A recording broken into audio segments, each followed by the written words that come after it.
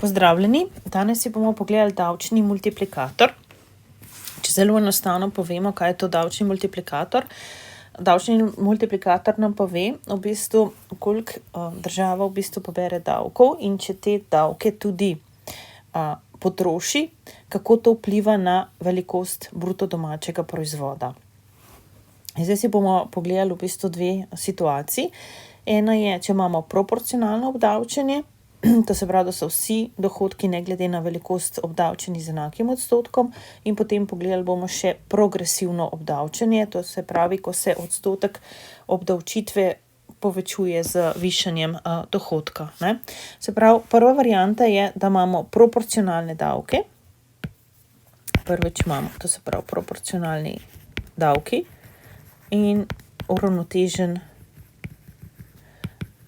proračun. To se pravi, da toliko davkov, kolikor država pobere, enako tisto tudi potroši. To se pravi, uravnoteženi proračun. Ne? To se pravi, ko ima država pobere davke, rečemo, da ljudje del davkov, recimo, če država pobere za 100 davkov, recimo, da 50 enot od tega ljudje zmanjšajo prihranke, za 50 enot pa zmanjšajo tudi svojo tekočo potrošnjo. Tako da rečemo, da ko prije do obdavčitve, ta prvi učinek je zmanjšanje potrošnje, ne, se pravi minus sprememba potrošnje. Ta drugi učinek je pa, da se davki, oziroma bom rekla, trošenje države se pa pozitivno poveča. Ne? In zdaj vemo, to ste šli matematično tudi skozi, ali pa bomo naredili en poseben posnetek na to temo. Vemo je, da takrat, kadar so proporcionalni davki, pa imamo uravnoteženi proračun, takrat je multiplikator, rečemo multiplikator, rečemo proporcionalnega obdavčenja z uravnoteženim proračunom je enak 1. In temu tudi rečemo Havelmovo pravilo. To pomeni, če država za 100 pobere davkov, se bo za 100 povečal tudi bruto domači proizvod. Ta druga situacija, ki jo pa imamo, lahko, v vseh situacijah je potem še več, ampak recimo te smo mi obravnavali. Ta druga je pa, če imamo progresivno obdavčenje,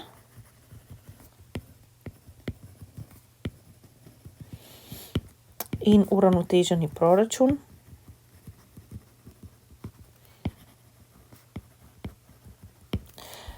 Tukaj pa pride do tega, da vsaj empirični podatki tako kažejo, da bogatejši ko plačujejo davke, del davkov plača jasno tudi zmanjšanje potrošnje, tako da še vedno pride do zmanjšanja porabe, ampak večji del zneska davkov, ki morajo plačati, plačajo pa iz prihrankov. Tako da tukaj bistvena razlika je, če primerjamo potem to z proporcionalnim obdavčenjem, je, da se ta poraba zmanjša precej manj pri progresivnem obdavčenju kot pri proporcionalnem obdavčenju. Tako da rečemo, da jasno, če imamo uravnotežen proračun, pa če potem država vse te nabrane davke tudi porabi, rečemo, da je multiplikator večji kot 1. To se pravi, pri progresivnem obdavčenju in uravnoteženem proračunu rečemo, da je multiplikator progresivnega obdavčenja z uravnoteženim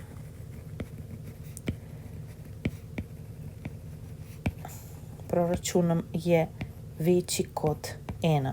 To se pravi, to nam praktično to pomeni, da če povečamo davke za 100 in da država za 100 pobere davko in potem teh 100 potroši, kot državno trošenje, seveda se bruto domači produkt poveča za več kot 100. Tako da z vidika bom rekla, fiskalne politike, je na nek način progresivno obdavčenje bolj učinkovito, vendar ne smemo pozabiti, če pa pride do tega, da država zmanjša trošenje, se pa potem tudi BDP zmanjša za več, kot pa država v bistvu za manj pobere davkov, ne. Tako da, bom rekla, v vsakem primeru se to pri povečanju pa zmanjšanju trošenja odrazi na bruto domačemu proizvodu. Zdaj bomo pa pogledali v bistvu še grafe in jih bom jaz narisala enega nad drugim, tako da bo v bistvu zelo jasno, da bo tudi, tako bom rekla, bomo na grafih pokazali v bistvu, koliko se poveča bruto domači proizvod v enem ali pa drugem primeru. Na vrhu bom narisala graf, ko imamo proporcionalno obdavčenje, to se pravi proporcionalni davki. Se pravi, na vertikalni osi, bomo imeli davke in pa državno trošenje, na horizontalni osi bomo imeli produkt in tako od spodaj bom narisala še en graf, a ne. Osi bodo enako označene, to se pravi davki in državno trošenje, tukaj bomo imeli pa progresivne davke. Takole. No in najprej narišemo na obeh grafih premico 45 stopinj. Vemo, da na tej premici v bistvu imamo ravnotežje, to se pravi, da je produkt enak trošenju in to nam bo prav prišlo pri tem, ko bomo ravnotežni produkt risali, ne. No in zdaj narišemo neko osnovno situacijo, ko imamo samo imamo funkcijo porabe, to se pravi, imamo takole P, pa jaz C, jaz sem tudi tukaj takole, ne bo v redu. Tole mora biti eno pod drugo narejeno, tako da si vmes takole malo s temi pikicami pomagala. Takole imamo začetno situacijo. Rečemo, da je to P1, to je naša začetna situacija, ne, ko se še nič ne zgodi. No, potem pa pride država in pobere davke, ne. In zdaj vemo, da ko država pobere davke, se bo poraba zmanjšala, in sicer se poraba zmanjša za več pri proporcionalnih davkih kot pri progresivnih, ker smo rekli, pri progresivnih bogatejši v bistvu večji del davka plačujejo iz zmanjšanja prihrankov, ne toliko iz zmanjšanja porabe. Tako da v bistvu jaz to lahko narišem na obeh grafih, a ne, in smo rekli, da tole bo pa poraba, to je zmanjšanje porabe. In vidite tukaj, da je to nek vmesen korak, da se zmanjša produkt. Če bi tukaj ostali, če država ne bi potem, če bi obdržala to v proračunu, če bi bil proračun neuravnotežen, recimo, ne. Zdaj pri progresivnem obdavčenju smo pa rekli, da se ta poraba ne zmanjša toliko, ne. In če poiščem novo ravnotežje, vidite že, ne, bom z laserjem pokazala, v bistvu P2 ni nad P2 pri proporcionalnih davkih ni nad P2-jem pri progresivnih davkih. To se pravi, to je ta razlika, ne, za koliko se zmanjša poraba.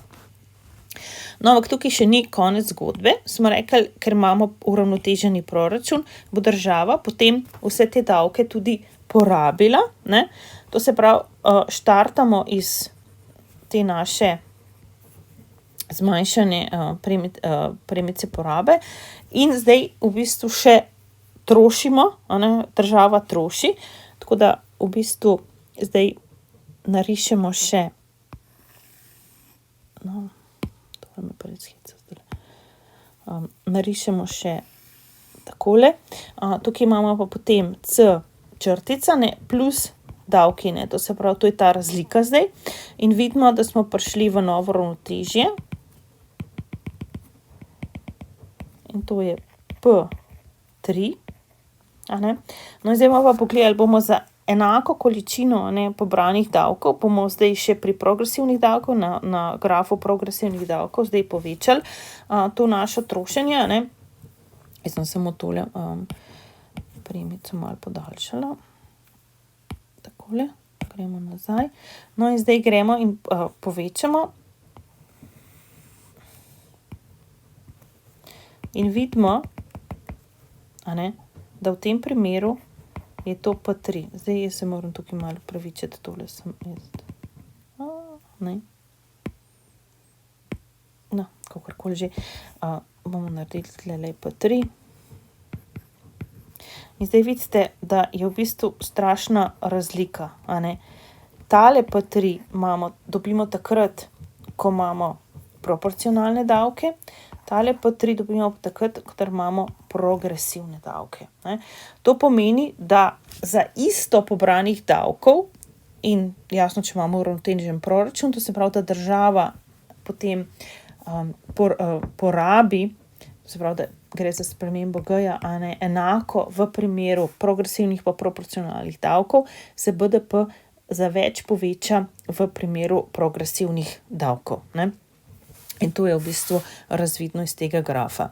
To bi bilo to, drugače pa tole matematično, da vam pokažem še, kako to Havelnovo pravilo deluje, bom pa naredila še en poseben posnetek. Tako da najlepša vam hvala za pozornost in se slišimo.